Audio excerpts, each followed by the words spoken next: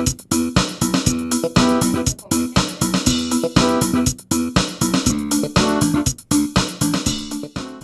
යාළුවනේ අද මම වෙනද වගේම ලස්සන කාටුන් චරිතයක් අරන් ආවා. ඒ තමයි මිකී මවුස්.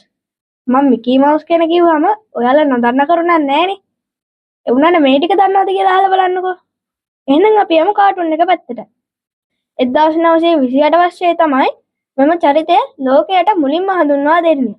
ඔයාලා දන්නවද මිකී මවුස්ට හඩ තියෙන කවුද කියලා? ඒ තමයි වොන් ඩිස්නි මහතා.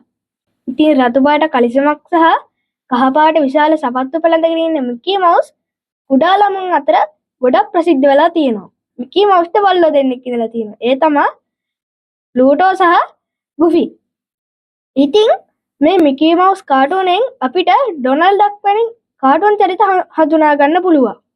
මේ කාටුන් චරිතයට ගොඩක් සම්මාන හම් වෙලා තියෙනවා.